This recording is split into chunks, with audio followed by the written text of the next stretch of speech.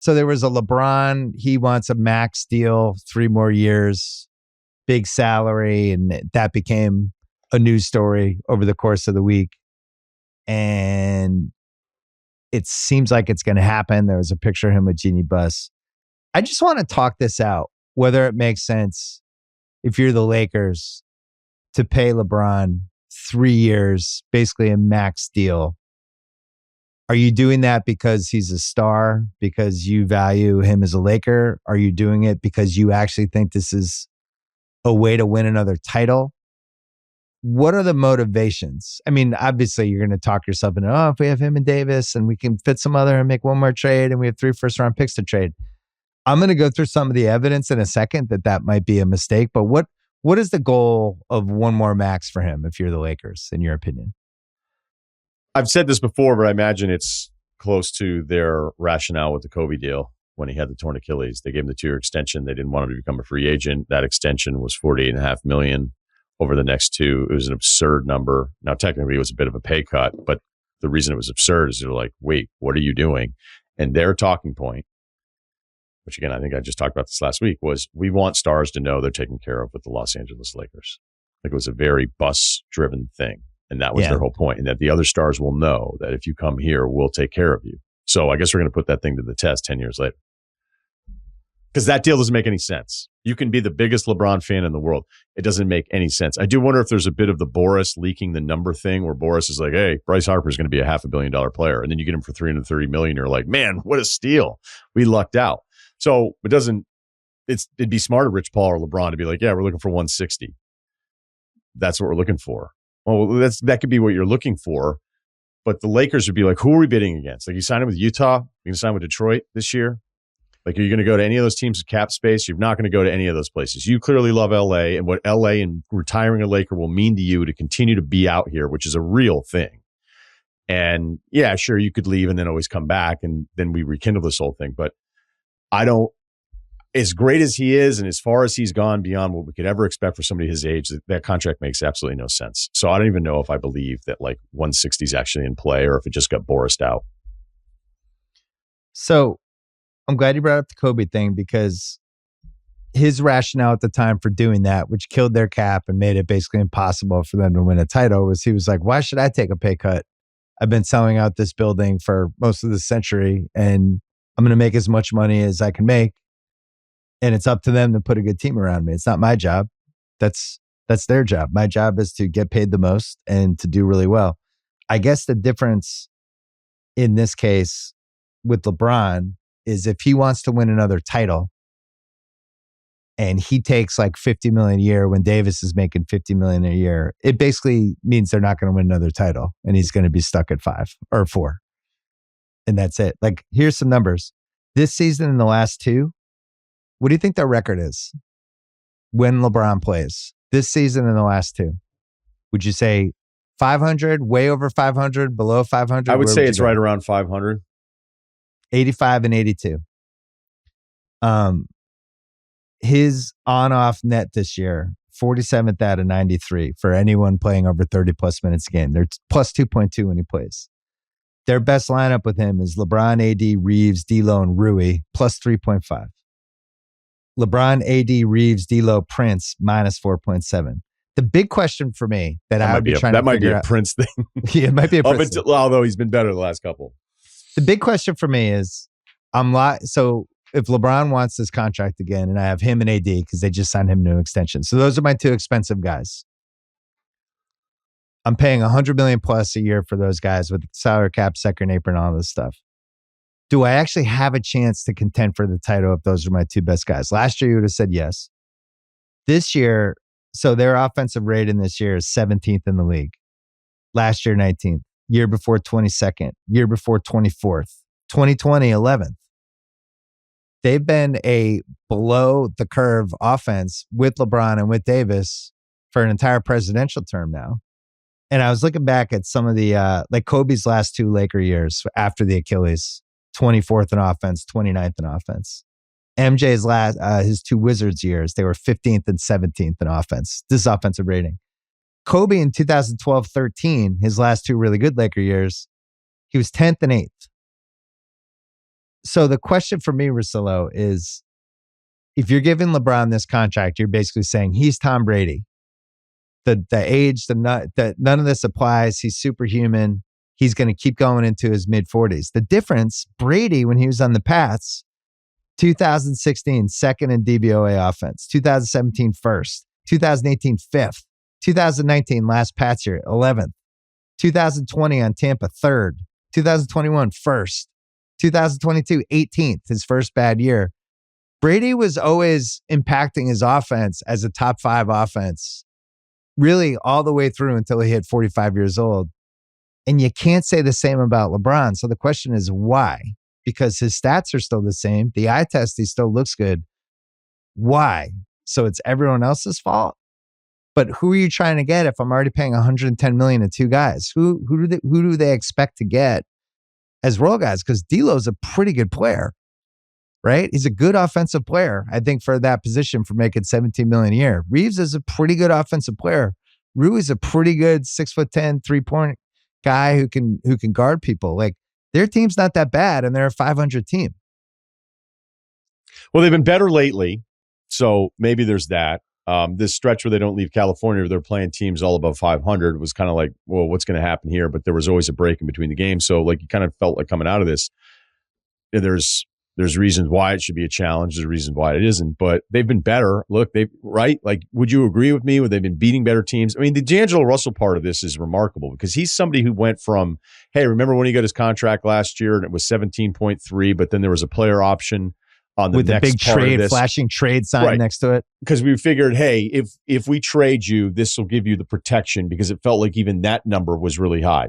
He has been incredible, I would say, offensively. I'm always going to be worried about him just falling asleep defensively, even in the biggest moments. He's been better defensively than I think he's been in years past. Okay, maybe. But he's trying.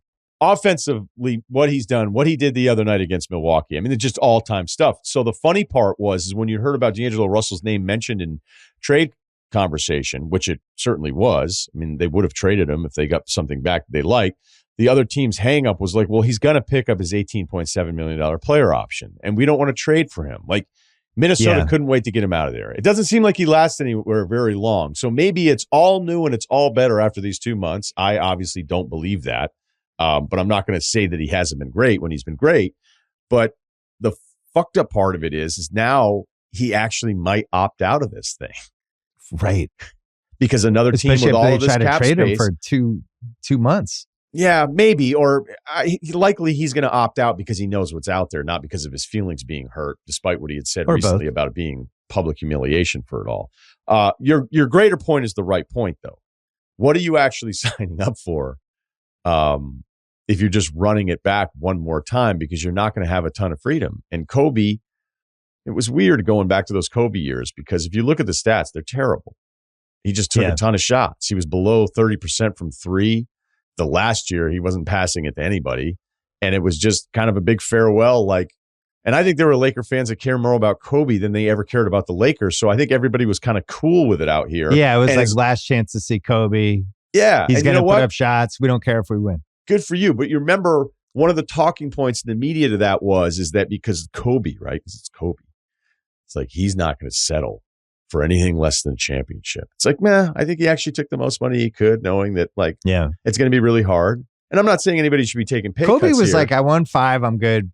Cut me some checks because I'm going to retire in 2 years. But that's not how it was talked about. It was like as if it's almost like the Wembanyama stuff we were talking about earlier, that Kobe's standard was so extreme and his work ethic and the way he saw things that everybody had to be in on it. And it's like, actually, like the last year especially, it was like, it just get some shots up here. The bigger question to me is why would a team with LeBron and Davis not be that successful offensively for a 4-year stretch? Like, I think we have a pretty good sample size now that something about those two, no matter what kind of shooters and people you put around them, it just hasn't really worked. And they've tried every type of player and every type of whatever.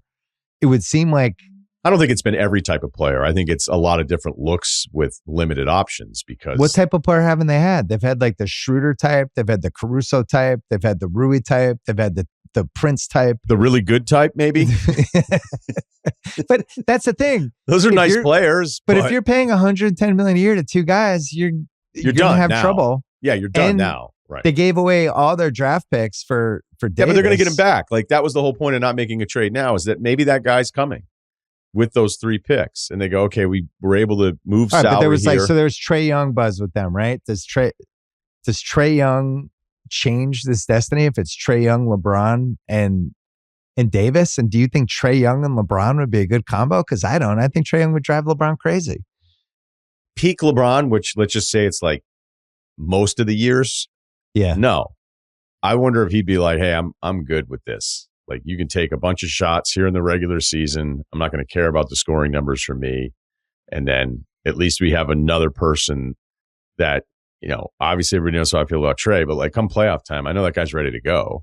Right. So that's why he's got to go to the Spurs. I wonder. So I was thinking, because the last couple Bird Celtic years weren't happy. The MJ Wizard stuff, there was a lot of stuff about how hard it was to play with him. Kobe's last few years at the Lakers, same thing. I wonder if somebody becomes so famous as an older superstar. This is what Doug Collins always used to say when I did TV with him. He's like, oh, coach, man, you don't want to coach an aging superstar. That's the worst place to be. You don't want to do that, coach. I wonder if it's just hard to play with LeBron for 2 reasons. One is that he's LeBron. So it's like, all right, there's 4 minutes left. Well, obviously LeBron has to have the ball. But then the other part is, if you're a supporting cast member, and it's like, if your team loses, it's your fault. If the team wins, it's LeBron's the reason they won. And there's some psychology to it. You're playing with this dude that you grew up idolizing, right? You're a young kid. You're like, I can't believe I'm playing with LeBron. You're not going to stand up to him. So I wonder if it like does something with, and it's not just him, because it didn't happen with Brady and the Bucks.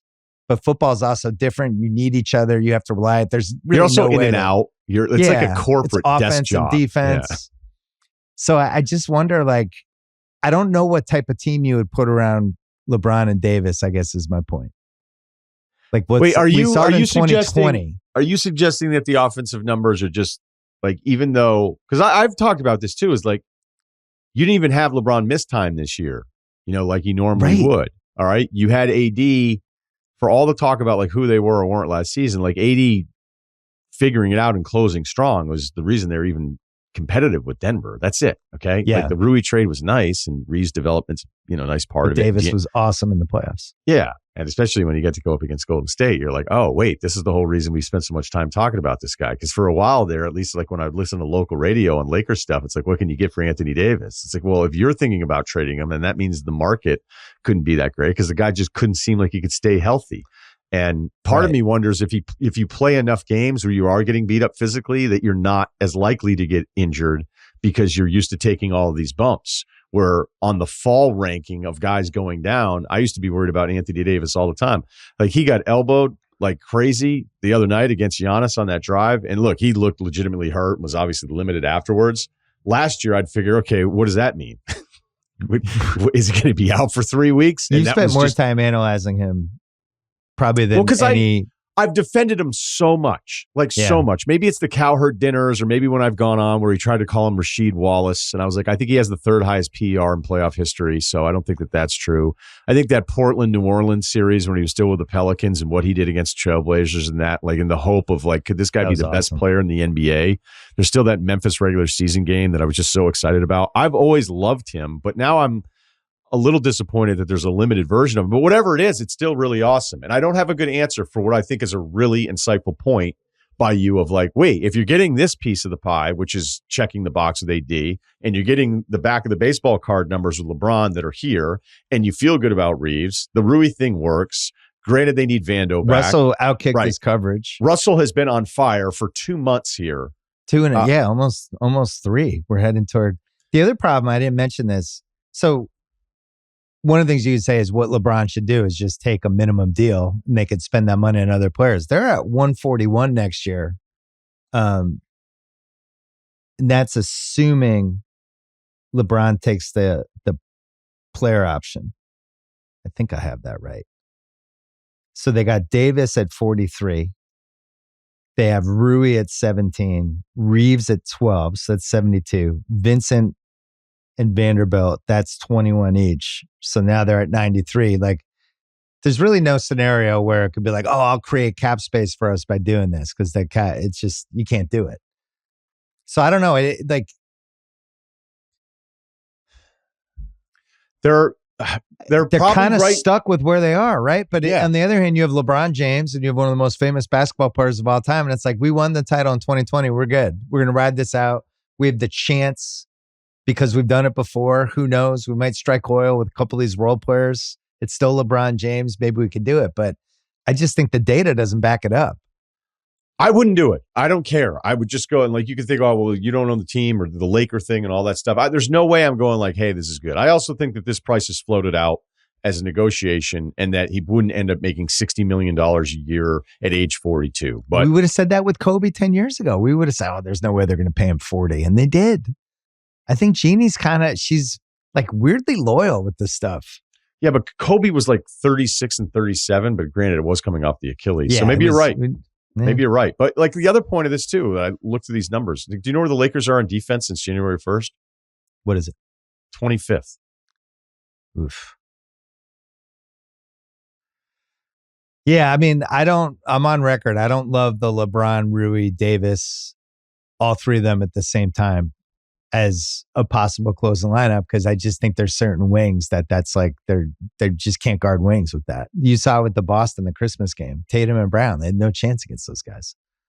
So we'll see. It's a fascinating one. I was surprised that story came out when it did, and it was tied to Bronny and whether he might end up in the draft. All of it, the timing of it was pretty weird.